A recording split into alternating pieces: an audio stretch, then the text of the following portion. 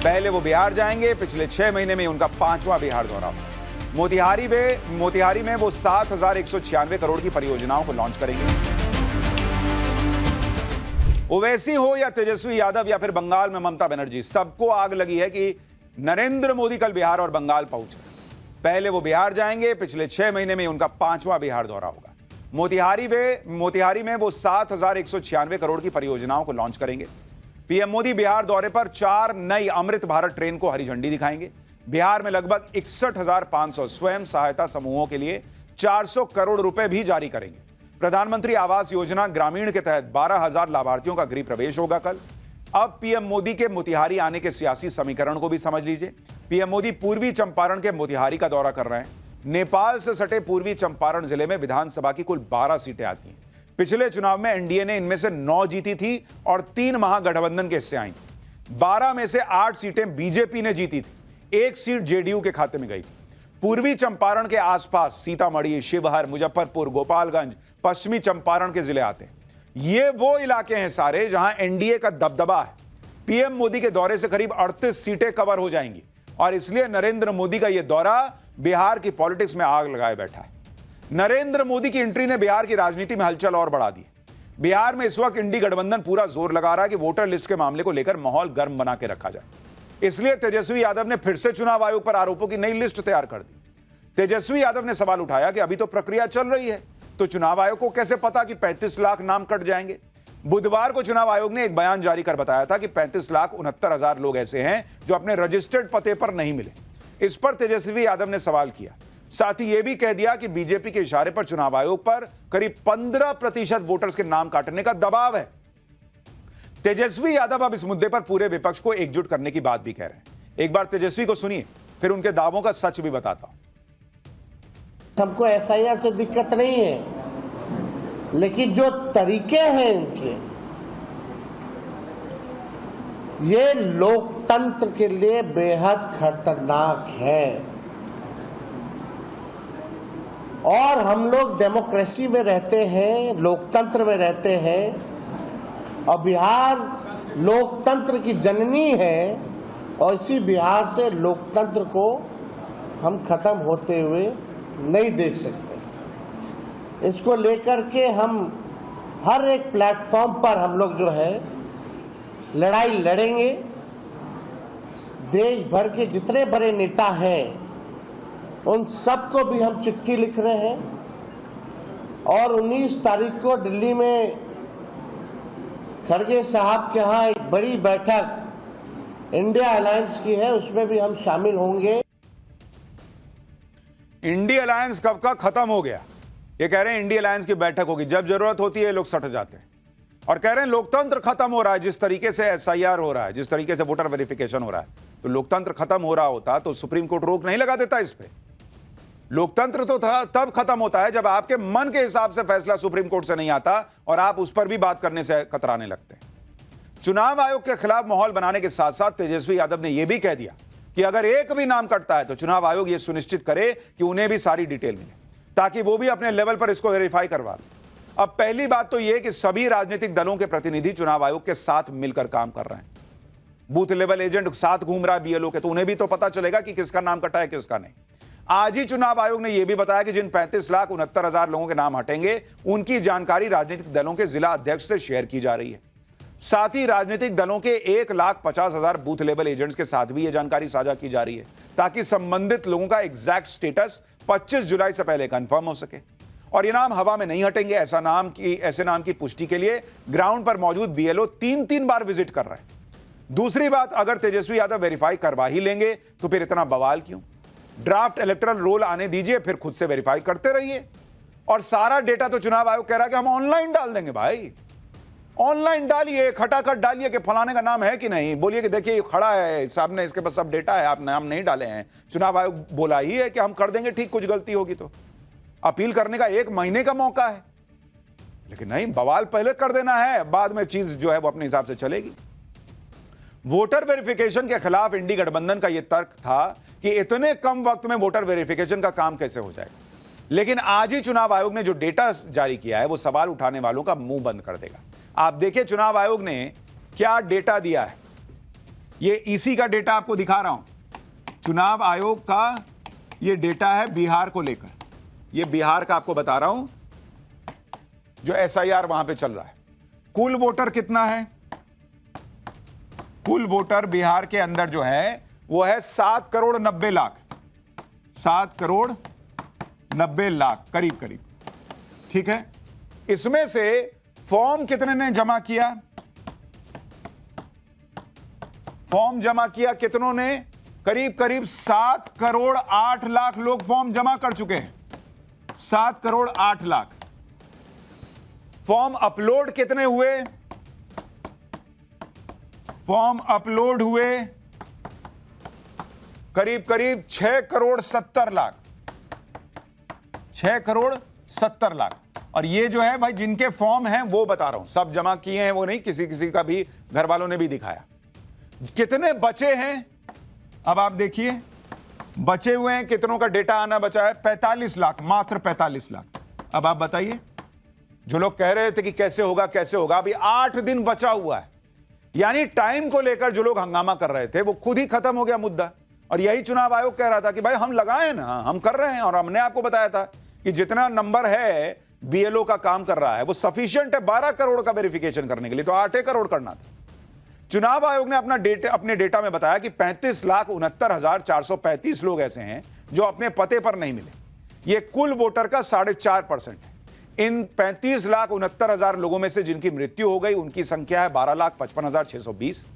दूसरी जगह शिफ्ट हो गए 17,37,336। एक से ज्यादा जगह एनरोल्ड हैं 5,76,479। बिहार में वोटर लिस्ट को मुद्दा बनाने से इंडी गठबंधन खुद ही फंस गया। लेकिन एक मुद्दा जो नीतीश कुमार और बीजेपी के लिए चुनाव से पहले बड़ा चैलेंज बन गया है, वो मुद्दा है बिहार में लॉ एंड ऑर्डर का, कानून व्यवस्था का। क्योंकि आप देखिए कि आज भी बिहार में बेखौफ बदमाशों ने 3 हत्याकांड को अंजाम दिया है।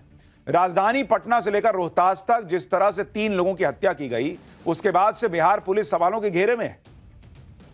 सबसे सनसनीखेज वारदात राजधानी पटना में हुई।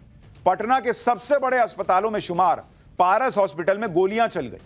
5 अपराधी, आप देखिए ना, फिल्मी स्टाइल में भाई, स्लो मोशन में आप देख रहे हैं, आ रहे हैं अपना आराम से दंदनाते हुए अस्पताल में आए, कमरा नंबर 209 में घुसे, ICU में भर्ती एक मरीज को गोलियों से भून डाला।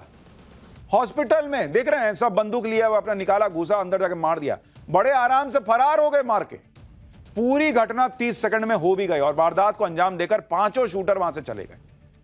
हत्याकांड का CCTV फुटेज सामने आया जिसमें 5 अपराधी ICU में दाखिल होते दिखते हैं और फिर गोलियां चलाने के बाद फरार होते नजर आ रहे हैं। शूटर नंबर 1 हाथ में पिस्टल। अब ये तस्वीरें पूरे देश में वायरल हो रही हैं। सवाल उठ रहा है कि भाई बिहार में ये चल क्या रहा है? इस वारदात में मरने वाले की पहचान बक्सर के चंदन मिश्रा के तौर पर हुई है। चंदन मिश्रा भी अपराधी हिस्ट्री शीटर था। वो बेऊर जेल में उम्र कैद की सजा काट रहा था। उसे बक्सर के कारोबारी की हत्या के मामले में कोर्ट ने दोषी ठहराया था। इलाज के लिए वो 1 महीने की पैरोल पर बाहर आया था और पारस अस्पताल में भर्ती था। इसी दौरान उसकी हत्या कर दी गई। ठीक है, वो भी क्रिमिनल था, लेकिन ऐसा थोड़ी है कि भाई आप खुले में जाके क्रिमिनल को मार के निकल लिए। ये देख रहे हैं कैसे जा रहा है टहलते हुए। तो लोग बिहार में कानून व्यवस्था को लेकर सवाल पूछ रहे हैं। बिहार में मर्डर पे मर्डर हो रहे हैं, ऊपर से लॉ एंड ऑर्डर पर बिहार के पुलिस अधिकारी ऐसे ऐसे बयान दे रहे हैं कि लोग माथा पीट लें। ADG कुंदन कृष्णन कहने लगे कि मई जून में ज्यादा मर्डर होते हैं क्योंकि ज्यादातर किसानों के पास कोई काम नहीं रहता। सुनिए ADG को।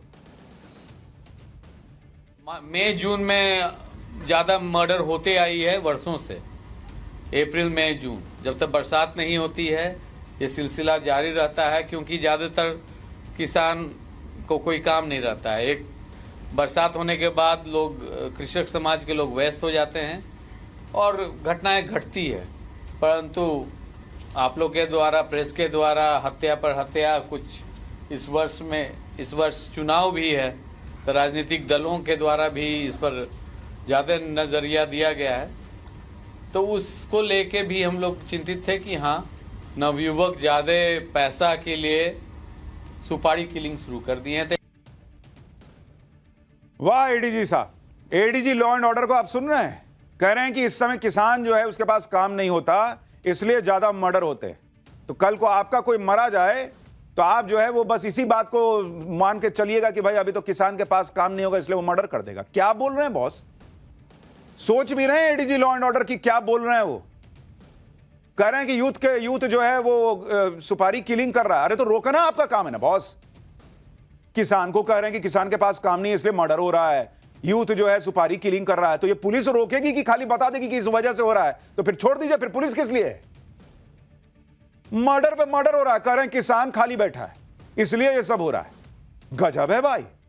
पटना में हुए सनसनीखेज मर्डर पर जमकर सियासत भी हो रही है। पूर्णिया से निर्दलीय सांसद पप्पू यादव ने बिहार में राष्ट्रपति शासन लगाने की मांग कर दी। हत्याकांड के बाद पप्पू यादव पारस अस्पताल पहुंच गए। पप्पू यादव अस्पताल के अंदर जाना चाहते थे लेकिन पुलिस ने उन्हें बाहर ही रोक दिया।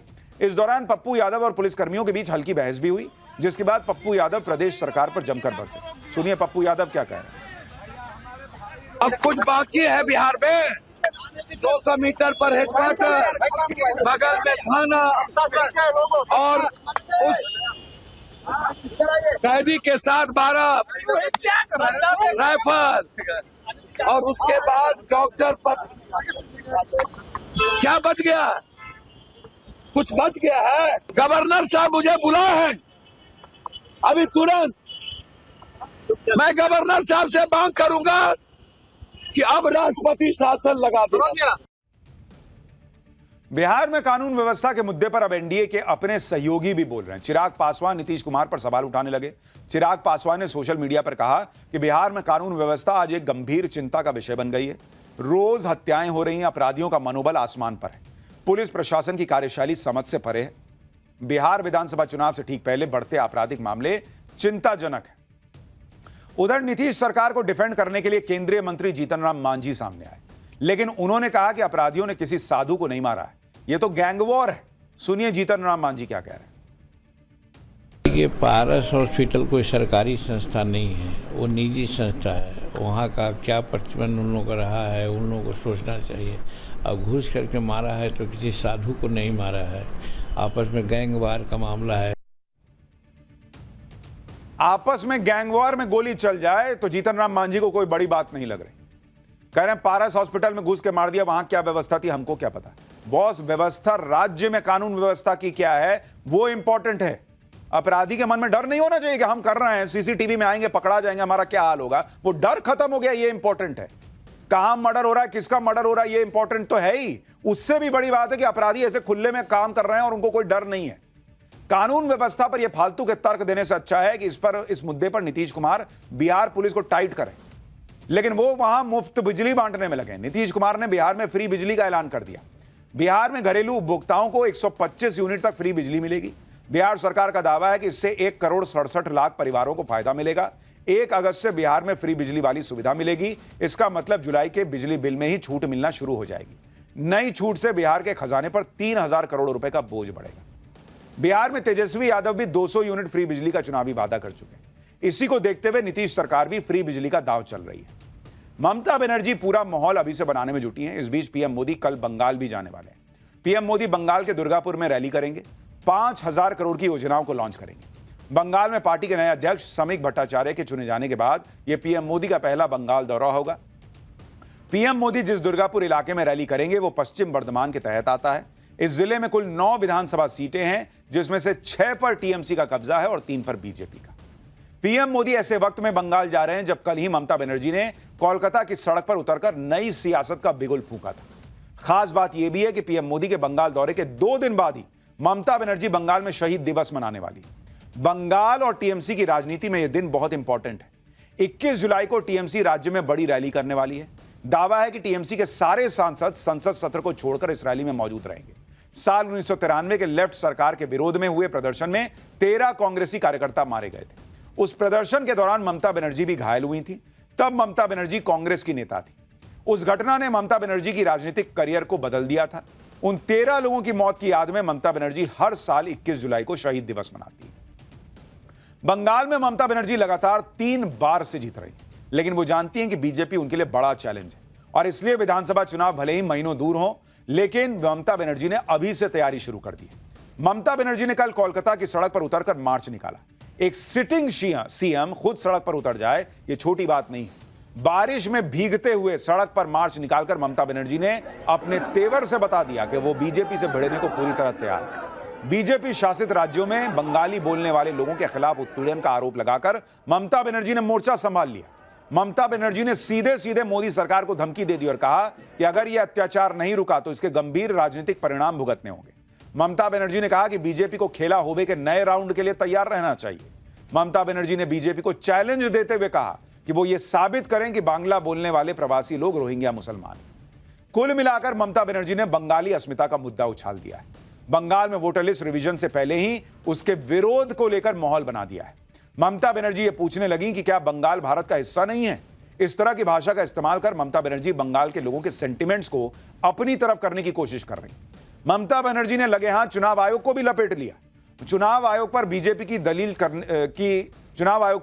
की दलाली करने का आरोप लगा दिया। सुनिए एक बार। एक तो इलेक्शन कमीशन बैठे हैं, मैं उसको डिसरेस्पेक्ट नहीं करते हैं, लेकिन अगर कोई बीजेपी दलाली करे तो हम उसको इंसान के लिए हम कहेंगे दलाली मत करना, हम नहीं छोड़ेंगे। मैं बिहार में सुना 30.5 लाख वोट निकाल दिया, ऐसा करके महाराष्ट्र में बीजेपी जीता, नहीं तो नहीं जीतता। ममता बनर्जी आरोप लगा रही हैं कि चुनाव आयोग वोटर निकाल के चुनाव जीत रहा है और ऐसे ही महाराष्ट्र में जीता, पर महाराष्ट्र में तो एसआईआर हुआ ही नहीं था। और वहां तो राहुल गांधी का आरोप है कि वोटर जोड़ के जीता गया है चुनाव। तो पहले आपस में लोग तय कर लें कि वोटर निकाल के बीजेपी चुनाव जीतती है, वोटर जोड़ के जीतती है, ईवीएम से चुनाव हैक करके जीतती है, क्या करती है, पहले मन तो बना लें।